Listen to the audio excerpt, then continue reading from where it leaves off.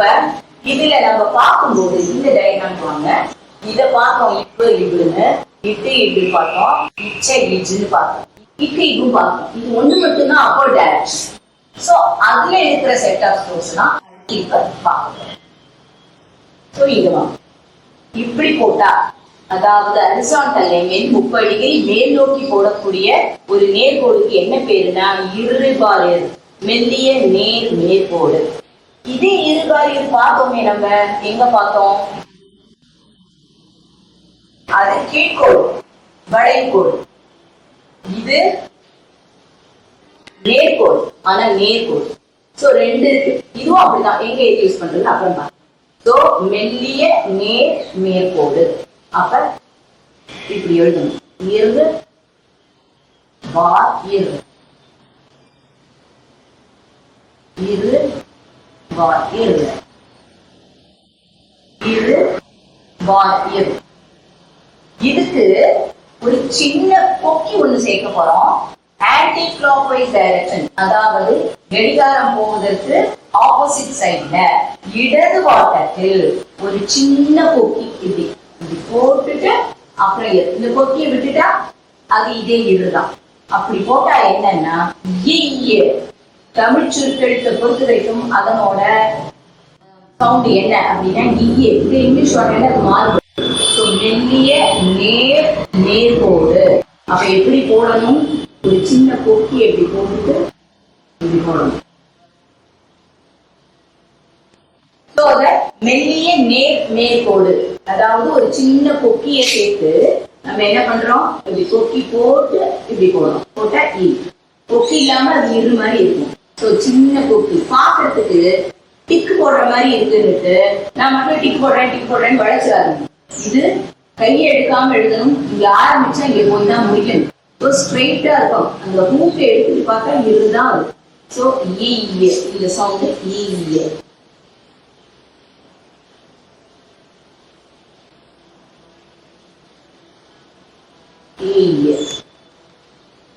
நான் திரும்ப திரும்ப சொல்றேன், சின்ன கொக்கி. ஏன் அடுத்து பார்க்கிறோம் பாருங்க. சின்ன கொக்கியை போட்டா ஈன்னு சொல்லிடும் இல்லையா. இப்ப இங்க வாங்க, அதே இருதான் பெரிய கொக்கி சேர்க்கும். அப்ப பெரிய கொக்கி சேர்த்தா அது இழு வெளி வாடி அந்த மாதிரி வரைச்சே இதை யூஸ் பண்ணுவோம். மெல்லிய நேர் நேர்கோடு. சோ அதே இருக்கு, பெரிய கொக்கியை போட்டு இழு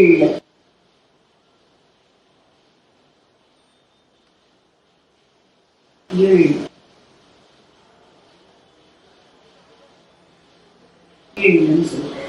ஓகே, இப்ப நான் சொன்னேன் இழுன்னு. இது இள்ள அப்படிங்கிற சவுண்ட் வரும். வெளி வெள்ளி பள்ளம் புள்ளம், அதுக்கெல்லாம் ரெண்டு இழு போட வேண்டிய அவசியம் இல்லை. அப்ப இல்லன்னு வந்துச்சுன்னா, வெளின்னு வந்தா இழு, வெள்ளின்னு வந்ததுன்னா இந்த இழு போட மாட்டோம். அதுக்கு பதில இந்த குதிரை லாடம்னு சொல்லுவோம் தெரியுமா, அந்த குதிரை லாடம் ஷேப்ல இருக்கும். ஆக்சுவலி இந்த ஹூக் ஆரம்பிச்சு இதோட நிறுத்தி இப்படி கொஞ்சம் உடைச்சிடும், அவ்வளவுதான். இது மட்டும் அது மாதிரி போடுறது. இதுல ரெண்டு இருக்கு, இடது இல்ல வலது இல்ல. இடது இல்ல எப்படி போடுவோம், இப்படி போடுவோம். இல்ல, இதுவும் இல்லதான் அதுவும் இல்லதான், ரெண்டுமே. இது இடது வாட்டத்துல போடும். இந்த டைரக்ஷன் இப்படி கொண்டு வந்து இப்படி, அதுதான் டைரக்ஷன் போட்டுட்டே கவனிச்சு எழுதுங்க. இல்ல, இதே வலது இல்ல இந்த வாட்டத்துல, அதே குதிரை ஆடுறோம் தலைமையா கவுத்து போடுற மாதிரி. இல்ல சின்னதா போடணும், பெருசா போட்டக்கூடாது. இல்ல. அடுத்தது இப்ப இந்த ஆறுக்கு ஒரு சின்ன கொக்கி இடது வாட்டத்துல சேர்த்தா ஈன்னு சொன்னோம். இதையே வலது வாட்டத்துல சேர்க்கிறோம். வலது வாட்டத்துல சேர்த்தா அதுக்கு சவுண்ட் என்ன அப்படின்னா இக்ஷ. அதுவும் பழமொழி எழுத்து. இதுவும் இங்கிலீஷ் ஷார்ட்ஹேண்ட்ல பார்த்துருக்கோம், அதை ஏன்னு பார்ப்போம். வேற தமிழ் ஷார்ட்ஹேண்ட்ல பொறுத்த வரைக்கும் அதனோட சவுண்ட் என்ன அப்படின்னா இக்ஷ. ஆனா இந்த இக்ஷாக்கு வேணும்னா நான் இப்ப சொல்றேன், இது அவ்வளவு தூரம் வந்து பண்ணிக்கணும் இல்ல. இட்டு இச்சு பிராக்கெட்ல போட்டு காமிக்கிறேன். இட்டு இச்சு இந்த சவுண்டுக்கும் இதை யூஸ் பண்ணலாம். ஏன்னா சாதாரணமா என்ன பண்ணுவாங்க, லக்ஷ்மி அப்படின்னா இந்த இக்ஷா போடணும். ஆனா என்ன நிறைய பேர் எழுதுறது உண்டு, இட்டு இச்சு போட்டு லட்சுமி அப்படின்னு. அப்ப அந்த இட்டு இச்சு சேர்ந்தாலும் இதுதான். புரியுதா? சோ இந்த இக்ஷாக்கு எக்ஸாக்டா தமிழ்ல இப்படி எழுதலாம், வடமொழி எழுத்து அப்படிங்கிறதுனால இப்படியும் எழுதலாம். சோ இந்த சவுண்ட் பேரானா இக்ஷ. இது என்ன, மெல்லிய நேர் மேற்கோடு. நம்ம எப்படி நம்ம இடது பாட்டத்துல போட்டா ஈ சொன்னோமோ, வலது பாட்டத்துல போட்டா இக்ஷ. சோ அப்ப எப்படி எழுதுவோம், இப்படி போட்டு கொக்கிய இதுதான் கவனிச்சு எழுதும். சுழியாட்டம் ஆக்கிடக்கூடாது, சுழி போட்டா வேற. இந்த இக்ஷா எழுத கத்துக்கோங்க. பூ போட்டுட்டு ஷார சேர்த்தா இக்ஷா.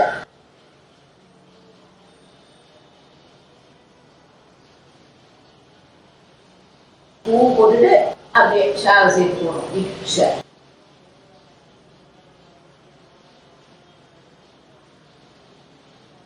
இந்த இக்ஷா இப்ப நம்ம போட்டுக்கிறது மெல்லிய நேர் மேற்கோள். இதே இக்ஷா இன்னொன்னு இங்க கவனிங்க. இந்த இடத்துல இப்ப நீங்க ஞாபகத்துக்கு வரணும், இந்த கொக்கிய விட்டுட்டா இது எப்படி இருக்கு, இச்ச பார்த்தோம் இல்லையா, இச்சோட டைரக்ஷன். சோ ஒரு மெல்லிய நேர் கீழ்கோடுன்னு சொல்றோம். என்னன்னா ஒரு சின்ன கொக்கி இச்சாக்கு சேர்ந்துருக்குன்னு அர்த்தம். அந்த மாதிரி போட்டால் அதுவும் இக்ஷா தான். தட் இஸ் இதையும் இட்டு இச்சுங்கிறதுக்கு பயன்படுத்தலாம். சோ ரெண்டு இக்ஷா பார்த்தோம். இது மெல்லிய நேர் கீழ்கோடு. எப்படி போடணும்னா இது போடு இக்ஷா.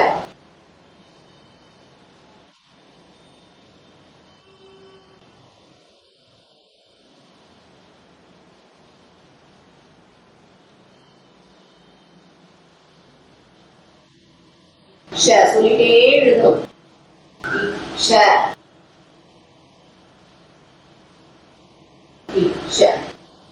அடுத்தது பார்க்க போறது அதே இருக்குதான், ஒரு சின்ன சுழி. அது எந்த டைரக்ஷன்ல, கிளாக் வைஸ் டைரக்ஷன்ல. அந்த சுழியை சேர்த்துட்டு ஸ்ட்ரெயிட் வளைஞ்சிடக்கூடாது. சுழியோட சேர்த்து ஸ்ட்ரெயிட்டா இரு மாதிரியே போட்டால் வடமொழி எழுத்து இகு. இதுலயும் ரெண்டு இருக்கு. இது மெல்லிய நேர் மேற்கோடு. சோ இது மேல் நோக்கி எழுதுறோம், இகு இகு.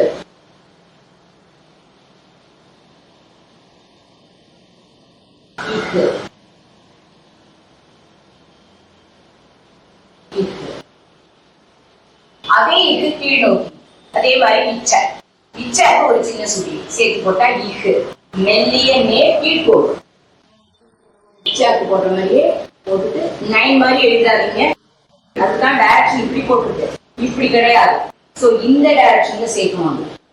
இகு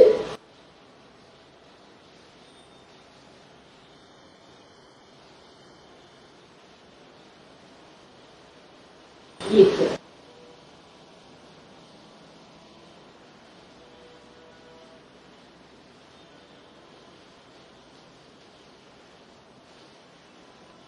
சோ இப்ப மெய்யெழுத்துக்கள் எல்லாத்தையும் தமிழ் சுருக்கெழுத்துல நம்ம பார்த்தாச்சு. இப்ப last set of straight strokes என்னென்னு பார்த்தாச்சு. என்னென்ன, மேற்கோடு இர் பார் இர், அதாவது ரே. தென் இங்கிலீஷ்ல அது வே. மேற்கோடு இக்ஷ, அப்ப அது இங்கிலீஷ்ல ஏ. கீழ்கோடு இக்ஷ, இங்கிலீஷ்ல அத செர் அப்படின்னு சொல்லுவோம். தென் மேற்கோடு இஹ், இங்கிலீஷ்ல அப்போடு ஹே. கீழ்கோடு இஹ், இங்கிலீஷ்ல டவுன்வர்டு ஹே. இள்ள, இதை இங்கிலீஷ்ல ஆஸ்பிரேட்டட் வேன்னு சொல்லுவோம். தென் இடது இள்ள, வலது இல்ல. சோ இதோட கான்சனன்ட், அதாவது மெய்யெழுத்துக்கள் எல்லாத்தையும் பார்த்து முடிச்சாச்சு. எல்லாத்தையுமே நீ நல்லா படிச்சு ஞாபகம் வச்சுக்கணும். எப்படி எழுதணும், ஒரு பேஜ்ல எழுதிங்கன்னா, இப்ப ஃபார் எக்ஸாம்பிள் இந்த இக்கு எழுதிங்கன்னா ஒரு லைன் எழுதிட்டு அதே ஒரு ஹாஃப் பேஜ், தென் கீழ்கோடு ஒன்று எழுதிட்டு அதே ஹாஃப் பேஜ். இது மாதிரி ஹாஃப் பேஜ் எல்லா கோடுகளையும் எல்லா ஸ்ட்ரோக்ஸையும் எழுதி நல்லா கவர் பண்ணிக்கலாம். சேர்த்தாப்புல என்னென்னலாம் பார்க்கணுங்கிறத எழுதும். இப்படி எழுதினா அதையே அழுத்தி போட்டோம்னா இவ்வு. இப்படி போட்டா இட்டு. அதையே அழுத்தி போட்டோம்னா இடு. இப்படி போட்டா இச்ச. அதையே அழுத்தி போட்டோம்னா இஜ்ஜு.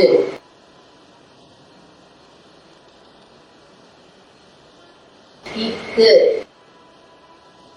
அதையே அழுத்தி போட்டோம்னா இக்கு.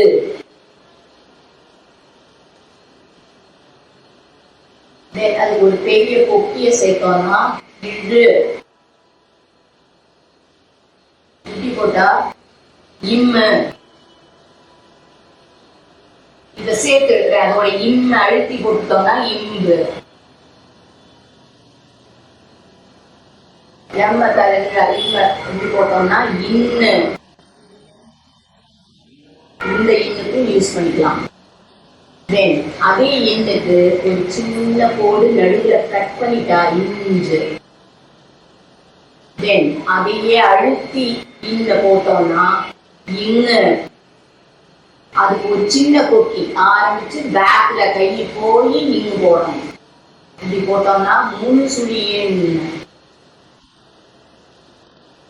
இப்படி போட்டோம்னா இத்து.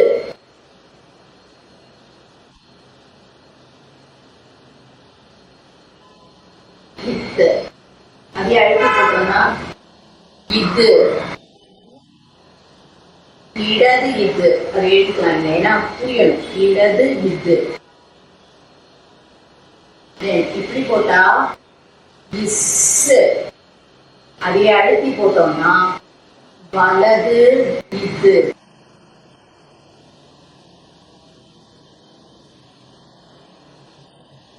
இப்படி போட்டா இல்லு. இப்படி போட்டா இரு. இது கீழ்கோடு இரு.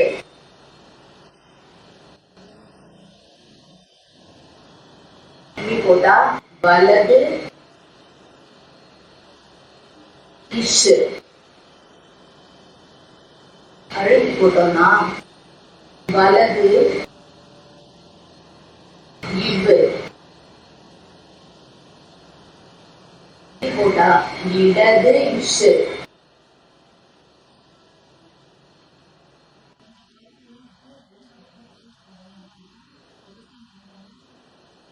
இடது இவ்வு.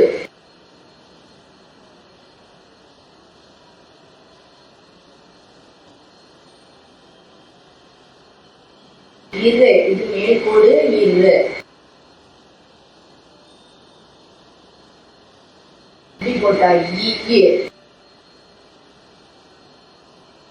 இப்படி போட்டா இச்ச.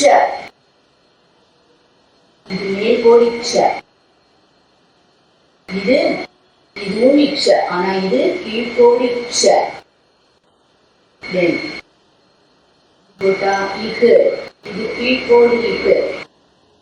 இது போட்டா மேற்கோடு இக்கு. இதுக்கு ஒரு பெரிய கொக்கிய போட்டு இப்படி போட்டோம்னா இல்லு. அதே இப்படி போட்டோம்னா இல்ல. இது ரெண்டு இல்ல இருக்கு. இப்படியும் கொள்ளலாம், வலது வாட்டத்தையும் கொள்ளலாம். இதுவும் இல்ல.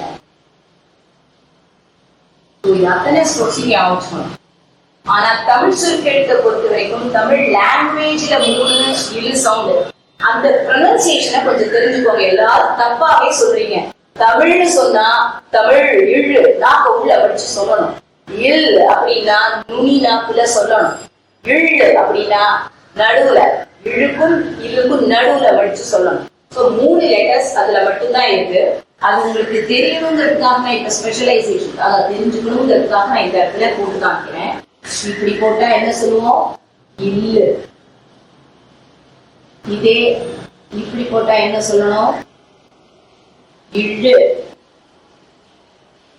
இதே இப்படி போட்டா இழு. வித்தியாசம் இருக்கு. 3த்துக்கும் ப்ரொனன்சியேஷன்லயும் வித்தியாசம் இருக்கு, ஸ்ட்ரோக்லயும் வித்தியாசம் இருக்கு. ஸோ அதை நல்லா நம்ம ஞாபகம் வச்சுக்கணும். இது வரைக்கும் நாம மெய்யெழுத்துக்களை பார்த்தாச்சு. ஸோ அடுத்தாப்புல நம்ம அடுத்த கிளாஸ்ல நம்ம உயிரெழுத்துக்களை பார்க்கலாம்.